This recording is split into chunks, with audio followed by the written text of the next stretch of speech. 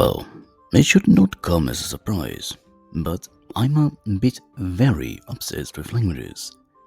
So, I will not only teach you languages on this channel and via Patreon, but I will also talk about the study of languages, linguistics.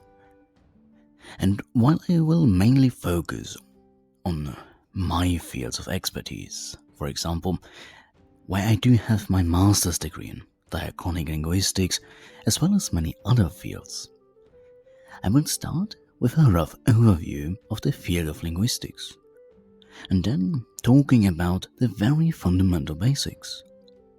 After that, we will dive into more specific topics, all in relation to the languages that are planned for this channel, so that you as well will have a deep understanding of languages. It might even boost your language journey as well. With the exception of this first video here, they all will be relatively short. Again, the goal is less than 10 minutes, so that I can do this more frequently, actually weekly, alongside all of the other weekly videos. It also helps me not to lose my knowledge in these fields as well as learning new stuff. And I have yet another reason to use my degree for something other than having it on paper. So, with that out of the way, let's answer the first question. So, what is linguistics? In short, linguistics is the scientific study of language, mostly human language. Its structure, use, acquisition, history, cognition, variation, and how it is represented in speech, writing, and the brain. If you decide to study linguistics, you will be introduced to all of those fields early on. Technically, my master's degree is in general and diachronic linguistics, because I did have a few modules for various fields of linguistics. But both my bachelor and master paper was about the English language history. The bachelor had also historical syntax in the German language as a second topic, while the master had a much more complex second topic, typology of Aramaic, a very fascinating yet rather complicated topic. So, let's look at major subfields. Because I do want to give you a comprehensive list of the different fields, I will simply list them and briefly explain in one or two sentences what they are doing. In later videos, we will go into more details, at least for some of the more important ones. For this linguistic series, that is. We do have quite a lot of fields, and those were the fields I was introduced to during my studies at the university, or during the lockdown time of COVID. So, beginning with phonetics, the physical production and perception of speech sounds. For example, record and analyze how P and B differ by voice onset time. And then, phonology, how sounds function in a language as an abstract system. For example, patterns, inventories, that is, where it becomes very important for us, and rules. For example, explaining why English P is aspirated in pin, but not in spin. And then morphology, that is word structure and how morphemes combine, for example, inflection, derivation, and compounding. So also something very important for us. For example, showing how walk, walked, walker share a root but different morphemes. Then syntax. Also very important for us because this is how words form phrases and sentences, grammatical relations and word order. For example, the contrast of English as subject-verb-object versus Japanese as subject-object-verb, and what it does to subordinate clauses. Then we have semantics, that is, meaning in language at the level of words and sentences, basically the literal meaning. For example, the semantic difference between every and some in quantification. Then One step above, we have pragmatics. This is how context and speaker intentions shape meaning. For example, implicature or deixis. Can you pass the salt? As a request versus question. Then we have sociolinguistics. This is how language varies with social factors, for example, dialect, register, or identity. For example, vowel shifts across generations in a city. Then we have dialectology or variationist linguistics. This is mapping regional and social language variation. For example, mapping lexical variants for a specific word across a country. Then we have psycholinguistics. This is how language is processed in the mind, for example, comprehension or production.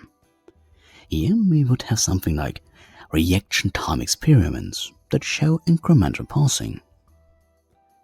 Then, closely related is neurolinguistics or cognitive linguistics, because this is how language is represented in the brain.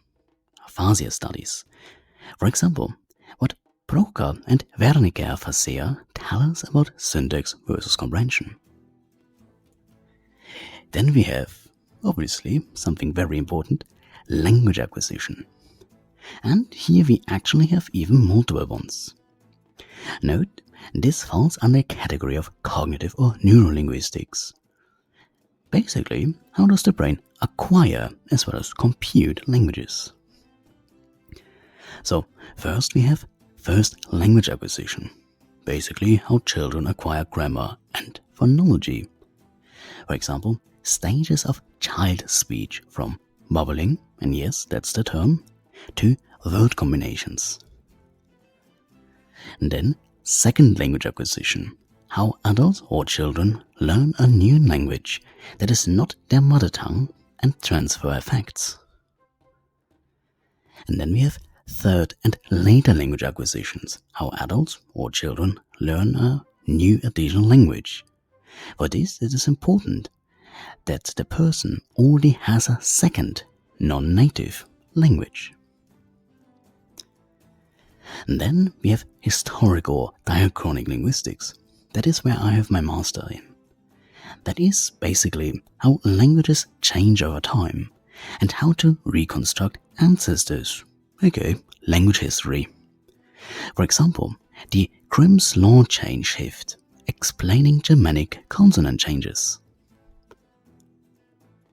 And then we have comparative and genealogical linguistics, classifying languages into families and reconstructing proto-languages.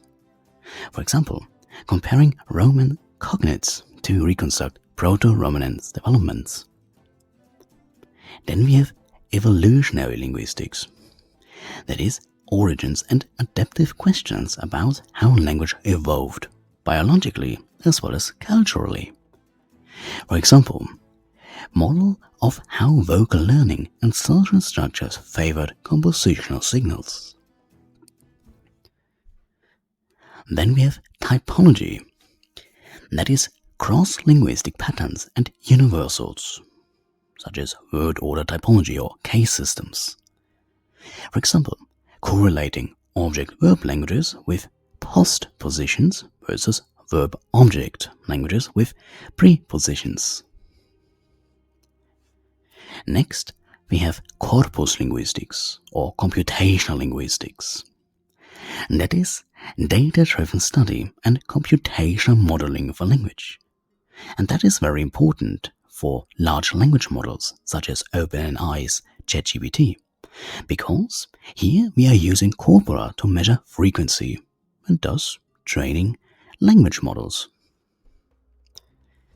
And then we have lexicography or lexicology, that is basically dictionaries and word histories, how lexemes are documented. For example, compiling frequency-ranked lemmas for a learner's dictionary. And then we have forensic linguistics, and here, to be honest, that one is new to me. That is basically applying linguistics to legal or forensic problems. For example, authorship attribution in distributed texts. And then we have clinical linguistics, or speech-language pathology, that is diagnosing and treating language disorders. For example, therapy strategies for aphasia or dysarthria. This is a very important field of linguistics, as it helps people who have lost their ability to speak, for example, because of an accident or a stroke, to regain, at least partially, their speech. And then we have anthropological linguistics or ethnolinguistics. And that is language and culture, worldview, and ritual. For example, how kinship terms encode social organization. And then we have paleography or orthography or writing system studies. And that is history and structure of scripts and orthographies. For example, tracing how Brahmi developed into modern Indic scripts. And then we have discourse analysis and conversation analysis. Basically, structure of extended text and spoken interaction. For example, turn-taking strategies in polite request sequences. And then, experimental and field methods. That is lab and field techniques, for example, elicitation, acoustic analysis, and even eye tracking. For example, designing acceptability judgment tasks or phonetic measurements. And lastly, documentary or language documentation. That is also very important because that is describing and archiving endangered languages. So, alongside the clinical linguistic, this is one of the most important fields in linguistics. For example, recording fluent speakers, compiling a dictionary, and archiving texts.